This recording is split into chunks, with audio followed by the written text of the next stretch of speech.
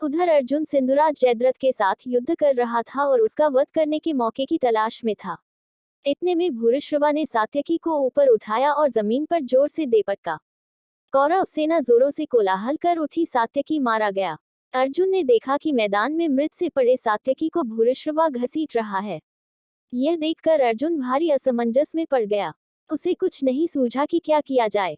वह श्री कृष्ण से बोला, कृष्ण, भूरिश्रवा मुझसे लड़ नहीं रहा है, दूसरे के साथ लड़ने वाले पर कैसे बाण चलाऊं। अर्जुन इस प्रकार श्री कृष्ण से बातें कर ही रहा था कि इतने में जयद्रथ द्वारा छोड़े गए बाणों के समूह आकाश में छा गए। इस पर अर्जुन ने बातें करते करते ही जयद्रथ पर बाणों की बौछार जारी रखी। ज्यों ही अर्जुन ने सात्यकी की ओर मुड़कर देखा तो पाया कि सात्यकी जमीन पर पड़ा हुआ था और भूरिश्रवा उसके शरीर को एक पांव से दबाकर और दाहिने हाथ में तलवार लेकर उस पर वार करने को उद्यत था। यह देखकर अर्जुन से रहा न गया। उसने उसी क्षण भूरिश्रवा पर तानकर बाण चलाया। बाण लगते ही भूरिश्रवा का दाहिना हाथ कटकर तलवार समेत दूर जमीन पर जा गिरा। अपना हाथ कट जाने पर जब भूरिश्रवा ने कृष्ण की निंदा की तो अर्जुन बोला, वृद्ध भूरिश्रवा, तुमने मेरे प्रिय मित्र सात्यकी का वध करने की कोशिश की है, और वह भी उस समय जबकि वह घायल और अचेत सा होकर जमीन पर निःशस्त्र पड़ा हुआ था। उस अवस्था में तुमने उसे तलवार से मारना चाहा, जिसके हथियार टूट चुके थे, कवच नष्ट हो चुका था और जो इतना थका हुआ था कि जिसके लिए खड़ा रहना भी दूभर था। ऐसे मेरे कोमल बालक अभिमन्यु का वध होने पर तुम सभी लोगों ने विजयोत्सव मनाया था।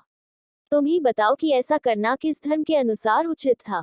अर्जुन के इस प्रकार मुंहतोड़ जवाब देने पर भूरिश्रवा युद्ध के मैदान में शरों को फैलाकर और आसन जमाकर बैठ गया। उसने वहीं आमरण अनशन शुरू कर दिया। यह सब देखकर अर्जुन बोला, वीरो, तुम सब मेरी प्रतिज्ञा जानते हो। मेरे बाणों की पहुंच तक अपने किसी भी मित्र या साथी का शत्रु के हाथों वध न होने देने का प्रण मैंने कर रखा है। इसलिए सात्यकी की रक्षा करना मेरा धर्म था। अर्जुन की ये बातें सुनकर भूरिश्रवा ने भी शांति से सिर नवाया और जमीन पर टेक दिया। इन बातों में कोई 2 घड़ी का समय बीत गया था। सब लोगों के मना करते हुए भी सात्यकी ने भूरिश्रवा का सिर धड़ से अलग कर दिया। सात्यकी के कार्य को सबने निकृष्ट कहकर धिक्कारा। लड़ाई के मैदान में जिस ढंग से भूरिश्रवा का वध हुआ था, उसे किसी ने भी उचित नहीं माना। कौरव सेना को तितर बितर करता हुआ अर्जुन जयद्रथ के पास आखिर पहुंच ही गया, परंतु जयद्रथ भी कोई साधारण वीर नहीं था। वह सुविख्यात योद्धा था। वह डटकर लड़ने लगा। उसे हराना अर्जुन के लिए भी सुगम न था। बड़ी देर तक युद्ध होता रहा। दोनों पक्षों के वीर सूर्य की ओर बार बार देखने लगे। धीरे धीरे पश्चिम में लालिमा छाने लगी और सूर्यास्त का समय भी नजदीक आने लगा, परंतु जयद्रथ और अर्जुन का युद्ध समाप्त होने के कोई लक्षण नजर नहीं आते थे। यह देखकर दुर्योधन के मन में आनंद की लहर उठने लगी। उसने सोचा कि अब जरा सी देर और है, जयद्रथ तो बच ही गया और अर्जुन की प्रतिज्ञा विफल हुई है। जयद्रथ ने भी पश्चिम की ओर देखते हुए मन में कहा, चलो प्राण बचे। इसी बीच श्री कृष्ण ने अर्जुन से कहा, अर्जुन, जयद्रथ सूर्य की तरफ देखने में लगा है और मन में समझ रहा है कि सूर्य डूब गया, परंतु अभी तो सूर्य डूबा नहीं है। अपनी प्रतिज्ञा पूरी करने का तुम्हारे लिए यही अवसर है। श्री कृष्ण के ये वचन अर्जुन के कान में पड़े ही थे कि अर्जुन के गांडीव से एक तेज बाण छूटा और जयद्रथ के सिर को उड़ा ले गया। श्री कृष्ण ने समय पर ही एक चेतावनी अर्जुन को दे दी थी कि जयद्रथ के सिर को जमीन पर नहीं गिरने देना है। अर्जुन ने ऐसा ही किया। जयद्रथ के पिता राजा वृद्धक्षत्र अपने आश्रम में बैठे संध्या वंदना कर रहे थे कि इतने में जयद्रथ का सिर ध्यानमग्न राजा की गोद में जा गिरा।